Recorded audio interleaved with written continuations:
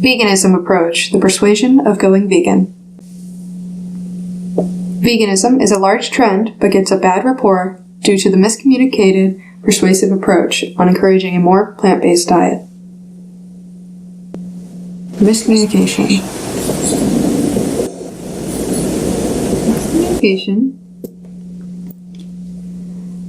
Moral arguments are ineffective. You should do this because it's the right thing to do. This is statistically ineffective. There's a lot of invalidation of small efforts that are discrediting personal efforts like meatless Mondays or pescatarian diets.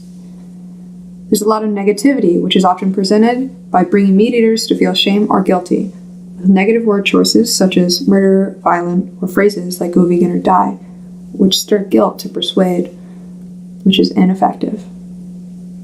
And lastly, the main point that many vegans make is ending the meat industry.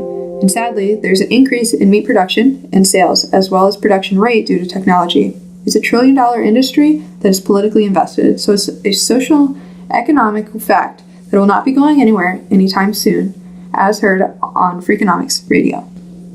Let's go over some miscommunication versus some effective communication through some images. This is an image of a burger, which is usually something that disgruntles many vegans, and a lot of negative comments come into play. That's inappropriate. Instead, you can promote the Impossible Burger, which is made from plants. Fishes feel pain like every other animal. Animal equality can also be quite ineffective, stirring guilt, shame, and negativity. Realistically, you could encourage people to just eat fish, give them the benefits of being pescatarian. Every step counts.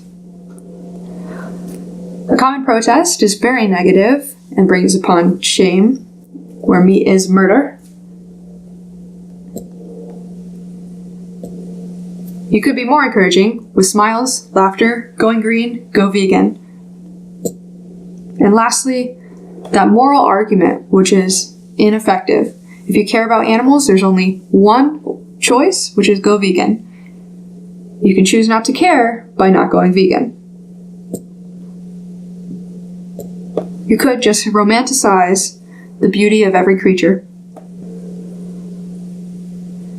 Effective communication is enabling personal choice. It's ultimately a personal choice and not effective to use moral arguments, but pitch the alternatives and positives of being vegan. Validation. Everyone wants validation. All minimization of eating meat are a step towards veganism and make a difference in the environment regardless. Positivity. Positivity is key. Most people are less receptive to negativity, responding as if they were attacked. And finally, meat production. Impossible Foods GMO burger substitute is a great meat eater alternative. It should be represented as such. And the purpose of going vegan? Vegan efforts are more environmentally sustainable. Individually, it helps reduce your personal carbon emissions and slow down climate change and increase our animal welfare.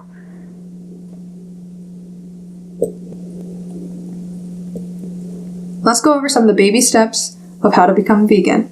These are different diets that cut out different animals or byproducts.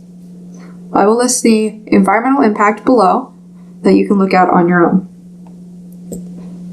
Pescatarian. This is no meat consumption, just fish, and may include eggs or dairy. Environmental impact. Poultarian. Poultry consumption only, no mammals or fish may consume eggs or dairy. And your environmental impact.